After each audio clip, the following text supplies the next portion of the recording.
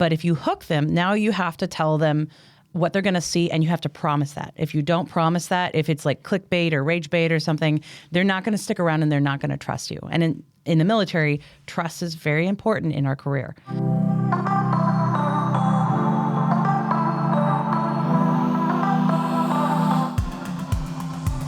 Hello, and thanks for joining us for this episode of the DINFOS Way, a Department of Defense podcast developed and produced at the Defense Information School. This program is dedicated to developing and showcasing the skills of military communicators, public affairs professionals, and industry experts from all over the world. I'm your host, Jack Rouse. I'm a former Navy and civilian journalist and a current training specialist here at DINFOS. On this episode of the DINFOS Way, we bridge the gap between traditional military public affairs and the booming creator economy with Air Force communicator and DINFOS instructor, Staff Sergeant Sarah Brice.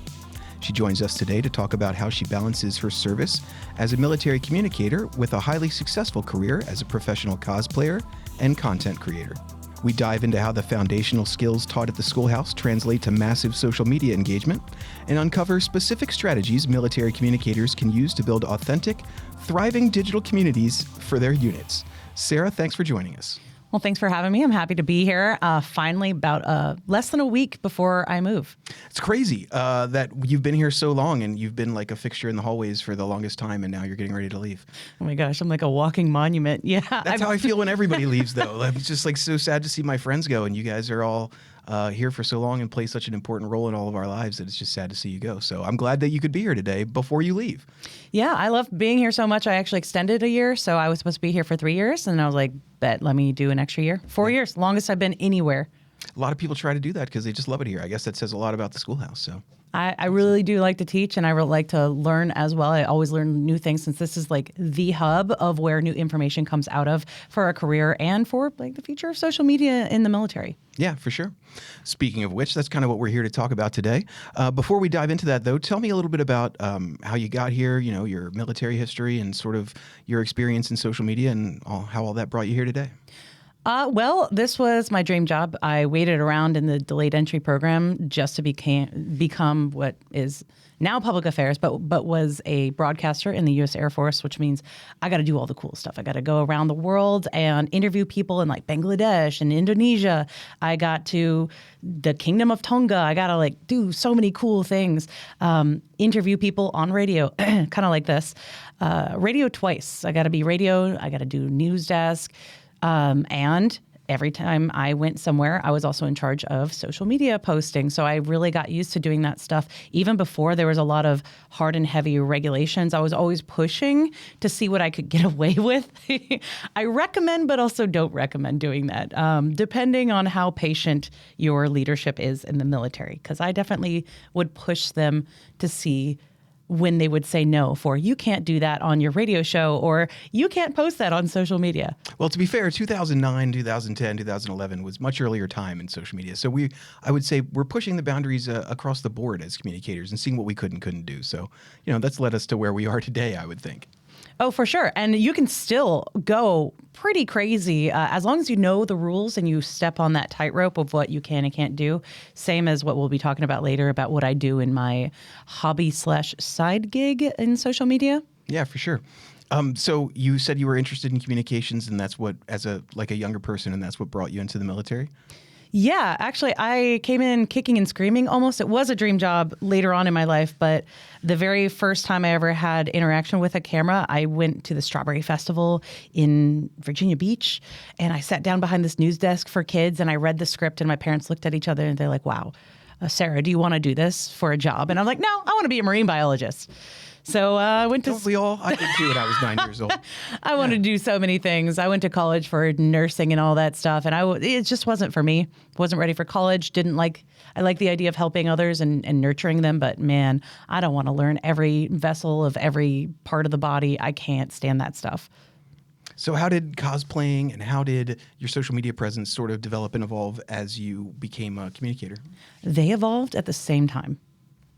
The first convention I ever went to was when I was a senior in high school. I thought it was pretty cool. I went to maybe one more before I joined the military in 2009. And then in 2010, I decided to make from scratch with no knowledge a Princess Peach dress from Super Smash Brothers, very specifically that one. It was very complicated. I had a friend who was a seamstress who helped me out.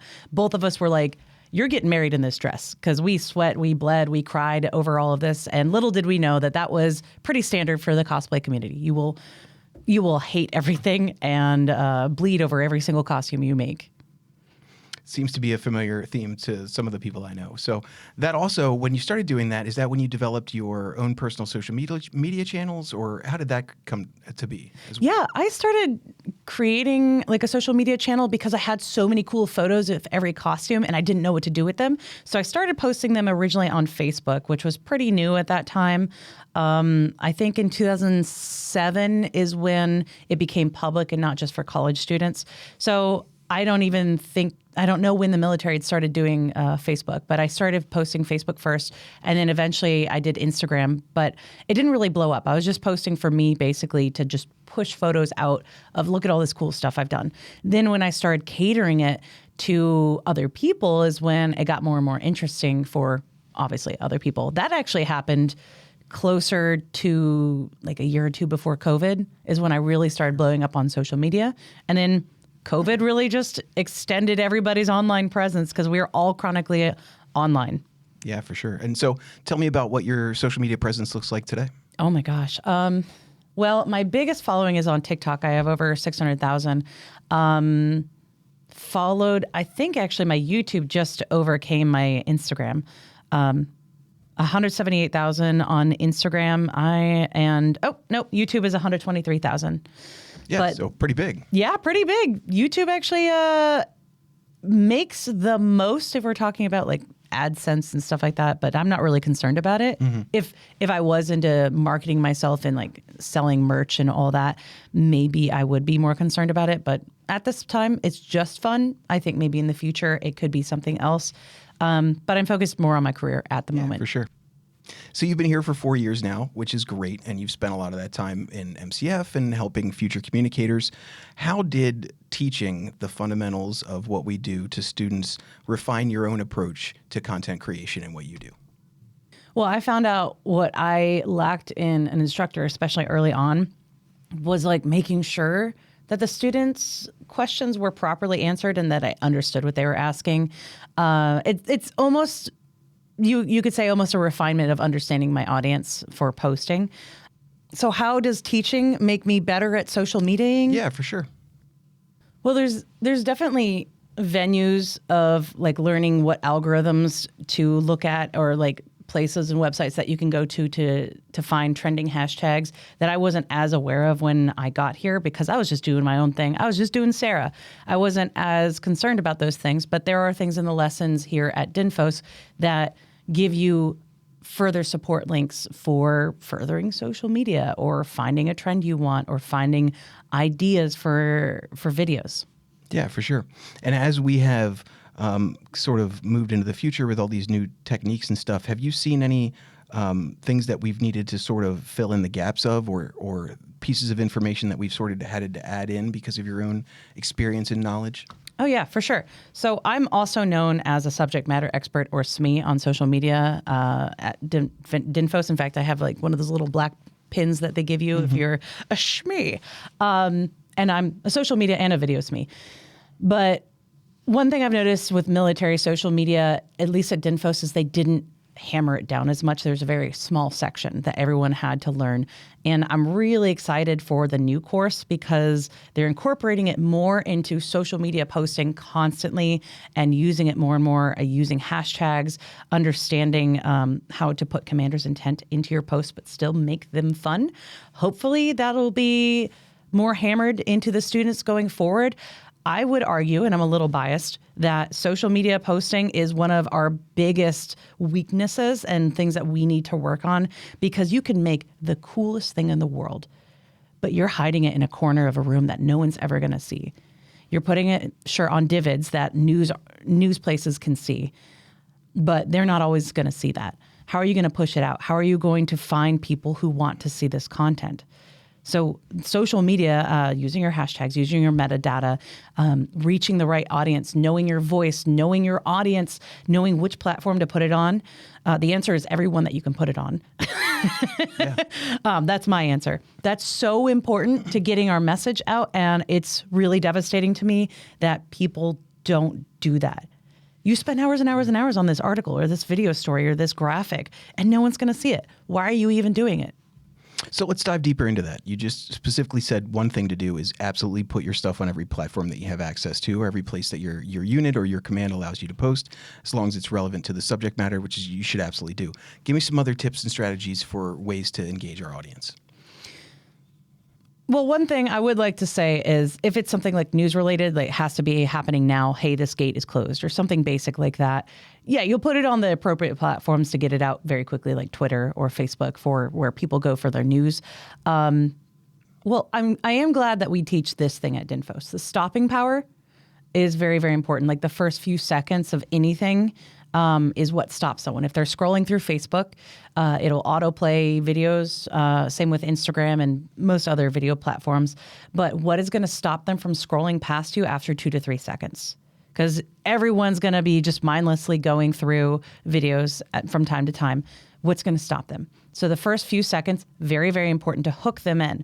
But if you hook them, now you have to tell them what they're going to see, and you have to promise that. If you don't promise that, if it's like clickbait or rage bait or something, they're not going to stick around and they're not going to trust you. And in the military, trust is very important in our career. Another thing, thumbnails. Thumbnails are so important, and we do not teach them here. I've audited other people's thumbnails that do like military type podcasts and photo type podcasts.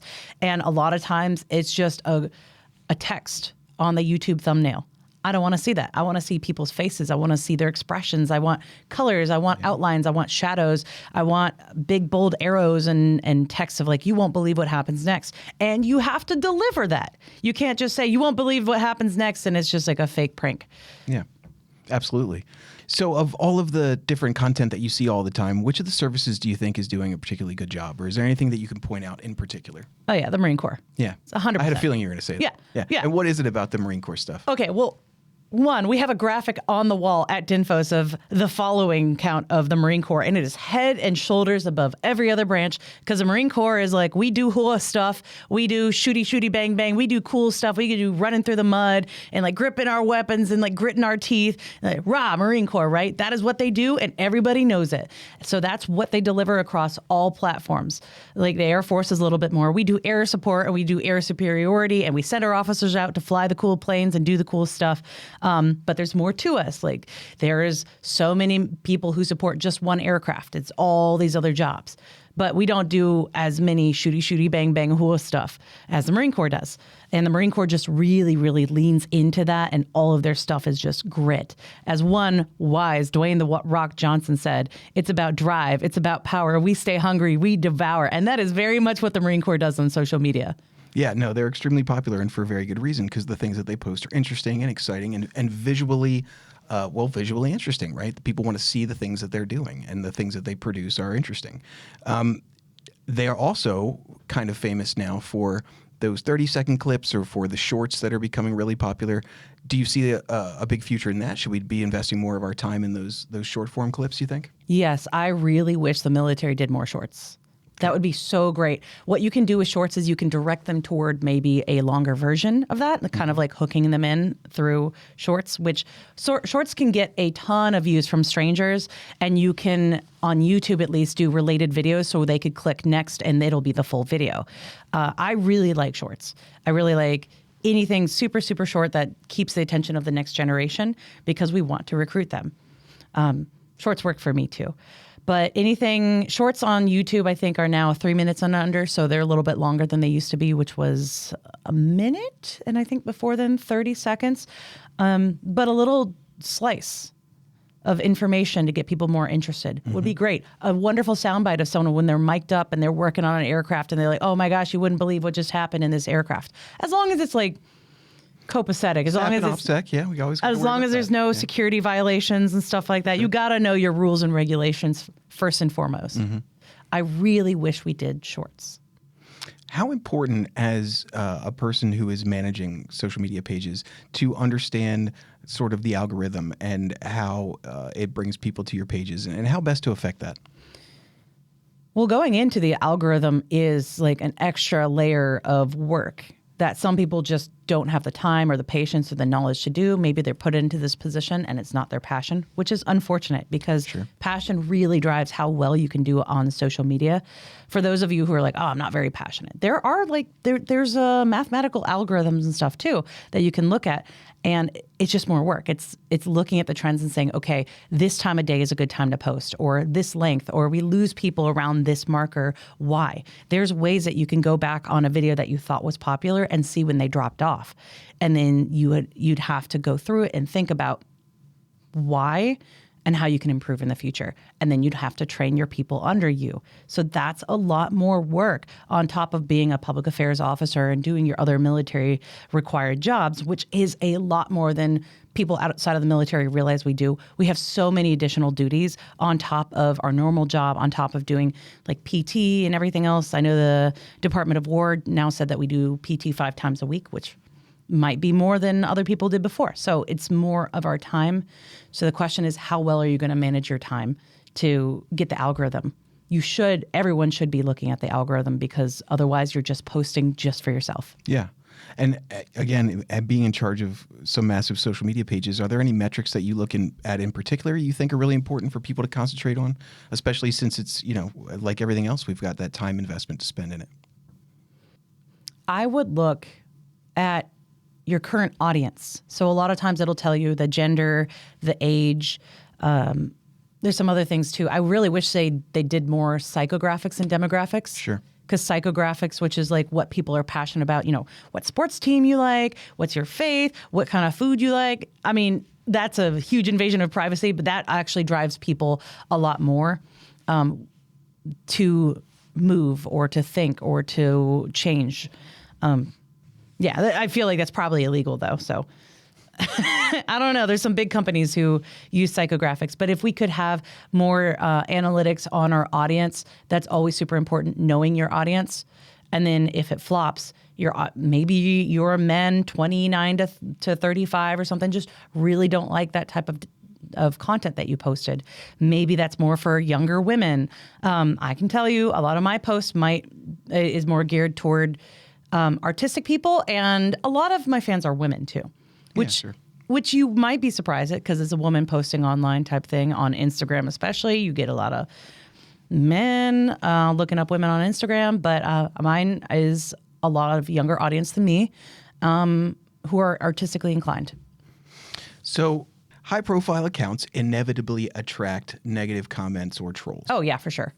And in the military, there are certain rules and regulations that we adhere to as military communicators about things that we can and can't do vis-a-vis removing posts or removing comments or dealing with those kinds of people. There's a whole series of rules and regulations just like there are for everything that we do. But with that said, what is your personal philosophy on kind of community management and resilience? And what advice would you give young communicators to kind of develop that thick skin and stay even keeled? For their page or for the military? For the service, yeah. Okay. For the service page, it's different. It's not directed at you. You are not the main topic of discussion. So it's a little bit easier to be like, okay, these guys are rude, whatever. It's harder when it's you. It's your personality. It's who you are, and you're putting it out there, and people are being awful. Me, personally, I have no qualms with blocking people on my own page because that's my piece. I correlate that with walking away from an awful person on the street. They have no right to my time. They have no right to communicating with me. And I struggle with that sometimes because I'm in the military. I fight for your freedom of speech, but my mental comfort sometimes takes priority. A lot of times I'll let people, if something blows up and then now there's two sides of something and they want to tell me how terrible I am, I'm fine. But if there's like someone who's constantly mean or rude to other people in the comments, I'm not going to tolerate that. I'm building a personal community and I don't want my people to feel uncomfortable because someone's coming in and trolling them. Now, in the military, it is different, and rightfully so, because we're public forward facing. We're all about news and transparency. And it's wrong, according to our guidelines, to delete someone or block someone. There are certain case-by-case basis based on like terroristic threats that we could send up to like OSI or something like that. But that's different. For the most part, we're supposed to allow comments. We don't hide them and all that stuff. Transparency, super important. For me, it's who I am. And if it hurts me too much, I'll try blocking or ignoring them or whatever. I've developed a much thicker skin, and I've realized most comments are good engagement for me either way. So I'm a little less hurt than I used to be, but developing thick skin on the military side and on the personal side is very important. One of the things that you mentioned a little bit earlier that I want to touch back on is sort of how visual content and how the services are using social media for recruiting and for sort of helping that younger generation understand who we are and what we do. So a lot of people don't know that specific even military jobs even exist. People don't know that you can be a broadcaster. People don't know that you can be all kinds of different stuff in the military. So how can we as a service take these evolving social media networks and trends and sort of gear them towards recruiting and Gen Z and sort of helping that younger audience understand who we are and what we do? Yeah, that's still crazy to me that people don't know that you can shoot photo and video and stuff in this career. Like it's that, to me, this is the coolest career in the military and is like the most artistically free and creative. Love it. To reach a new audience, I would just recommend day in the life of maybe a younger person in that career. Maybe do some shorts or something to a longer version of a day in the life video, but you could do some verticals of, hey, I need you to maybe summarize what you do or like show us a little bit something fun. And then you go back to long form. So you can do both. It's going to take a little bit more foresight and thinking, maybe storyboarding to get some fun shorts out to connect to a younger audience and then connect those shorts to your video. I think that'd be super helpful. And maybe you can even make a compilation. You could save that footage and make a compilation of all these people saying things about their job, maybe wearing something or being in a cool place. Like, can you imagine being on the flight line just yelling in the microphone, like, I work on this plane out back here. And that's like a boom, boom, boom cut of all these different parts in the career. And someone else is like, I fly this plane. And someone else is like, I tell this plane where to go. Like, it'd be so cool. I'm thinking about this right now. I love that. I feed the people that do the thing in the plane. So now you could just tell everybody how the Air Force works, everything related to that plane. And it's in such a short version. I'm actually excited. I think the Air Force should do that. I want that. I'm going to bring that up. Phenomenal ideas just here on the podcast. Boom, just happened now. Listen, I'm going to Tinker Air Force Base next. I'm going to talk to their social media team there. They've got a great social media presence there. Like 90,000 followers on Facebook alone. Crazy. Maybe we could incorporate that there. You know, when coming up with an idea like that or doing something like that, how is it that we can still, or what are some good ways that we can produce amazing quality content like that while still maintaining our standards for security, accuracy, propriety, policy, and operational security? You just pitch them, pitch the idea. I would encourage anyone who's in a leadership position on like a public affairs team to maybe have like, let's have a brainstorm day or let's have a pitching day, try something a little bit different. I know I've seen bases where there was like a shaving waiver or a shaving difference, like women shaving their face and men shaving their legs type thing. I wasn't the biggest fan of it, but it did go over really well with certain audiences. Maybe they could have shortened it or had better lighting or mic'd them up differently. I would have cut it down personally. But someone pitched it and someone said yes, and it went through. I've seen that video. Yeah, It's AFN Aviano. I think they teach it at DINFOS here. Yep, it's one of our teaching tools. Yes, ma'am. Yes, I just wish it'd be a little bit shorter, but it's still fun, and that could be done again for sure with better equipment and maybe vertical. So what I hear you saying is really having that unique tone, personality, and finding that unique way to communicate and brainstorming is just as important now as it's ever been. Wow, it's almost like the fundamentals of communication and storytelling have been the same throughout the lands of and sands of time ever since men have been drawing on the walls of caves. That's Funny crazy. How that works.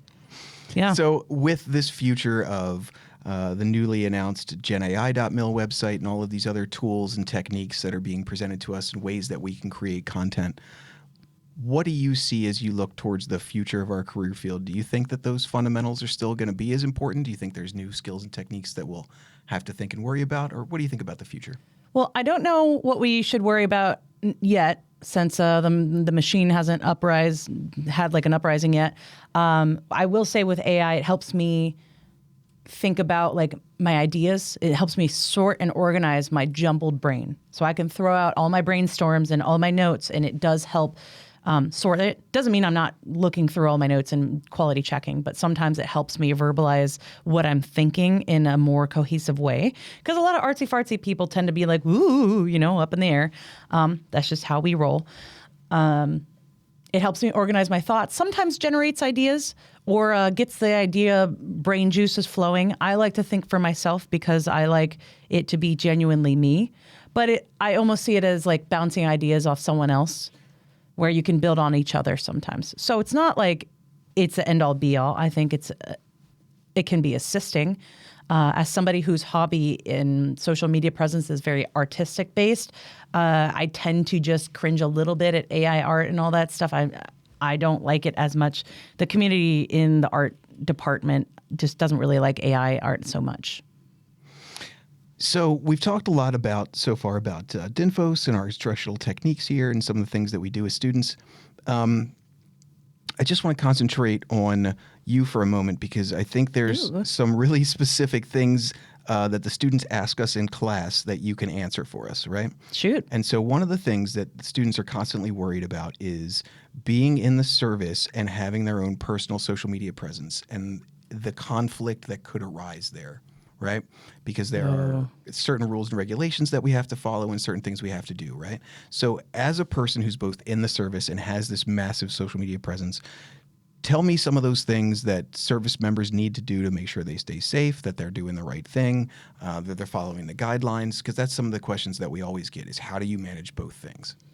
Don't be super inflammatory and advertise yourself being in uniform on your social media page. So if you have some very harsh political thoughts or something like that, don't put anywhere. I also wouldn't post that at all because you're still employed by the U.S. government, number one.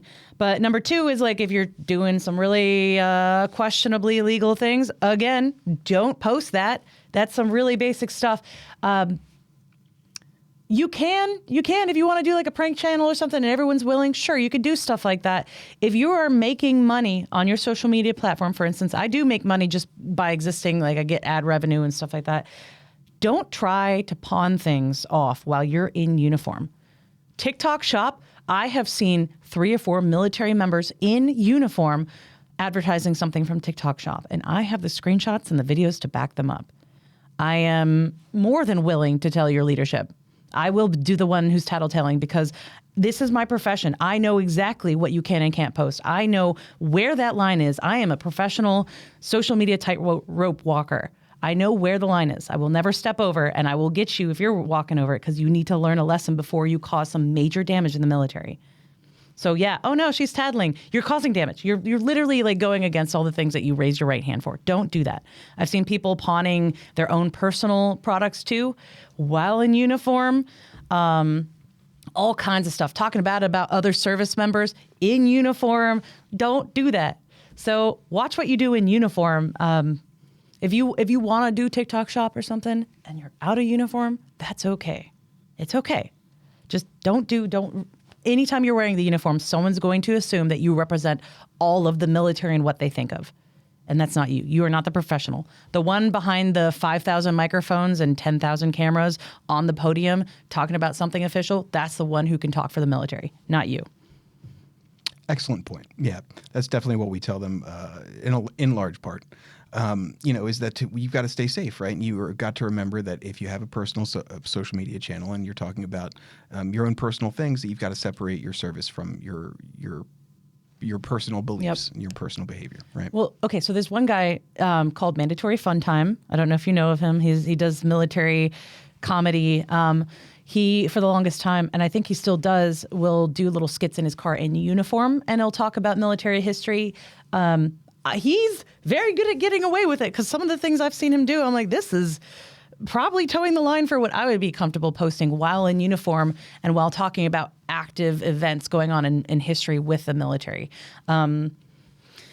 But that's him, and he's done well for himself. I know the Army actually has an influencer program where they will send people TDY. They sent him up to New York City for the Army birthday, and he came to DINFOS for a little bit, and I saw him. The Air Force is working on an influencer program. I am in talks with the people who are doing that, but it hasn't gone anywhere yet. But it takes some time to get anything started, as it does in any large company, which the military is one of the largest companies. So we'll see. Hopefully in the future, the Air Force, they'll send me TDY somewhere. I know the military also does like gaming. They'll send gamers to conventions and stuff and show you that they do competitive gaming. They got musicians. They got all kinds of cool ways to appeal to the next generation. Yeah. What is, as you're getting ready to walk out the door here, the one piece of advice that you wish you had gotten as a student? One piece. Okay. Sorry, that's a tough question. I'm an anime nerd. No, that was a one. You said one piece. One piece of advice is you have to be passionate about this job. If you don't like this job, you're going to fail. You're going to flail. Not necessarily fail, but you're going to flail. And even if you have to convince yourself that you really like it, the people who stay in, the people who thrive, the people who do better and learn more and grow in this career are the ones who want to. So this career specifically, like you have to be passionate about a lot of things because there's a lot of difficulties now that they've combined 4 different careers into one. Like you gotta really like it. For sure. Where are you going after this? I'm going to Tinker Air Force Base, Oklahoma City, Oklahoma. Oh boy. Oh, I'm so excited. I cannot wait to be part of seeing what they do for social media. They seem very, very friendly. Yeah. Also, the housing there is really cheap. So I'll get my own house where I can have a separate room just for my TikTok studio, all my costumes. I can be as loud as I want. Because right now, I'm in a situation, I got other people living with me. I can't be screaming anymore. I want to be screaming because that's my normal volume is maxed out at 10. Like I'm at 10 at all times. Oh, well, Ideally. You'll get to do that in Oklahoma. I understand there's a lot of space out there. Just screaming into the void. Well, thank you for coming in here and being on our microphone. I appreciate it very much. Is there any other tips or advice you want to give to students before we close out today? Are you asking me if there's anything else I'd like to add? Absolutely. It's always our last question. We love that. That's the typical broadcaster question. And that's usually where you find your gold, like your golden nugget of wisdom. There are going to be some things in this career that you don't want to do. You're going to have to suck it up. Like, yes, this is a fun, whimsical type of job, and you get to like tell a story with your unique flavor. But there are some things you just got to suck it up. And I think some people get complacent because it's such a fun job that they forget. Like, yeah, there's other aspects of this because, you know, you got to do normal military stuff or you got to do paperwork. Blech, paperwork. Great. Nobody wants to do it. You're going to have to do it. Take a straw, suck it up. Great words. Great advice. Thank you for your time today. I really appreciate you being in here, and I wish you the best of luck, and we'll be sad to not see you in the hallways anymore. No. Yeah, you won't hear me in the hallways, like 2 hallways down. We do either. hear you coming usually. All right. Thanks for everything. Thanks.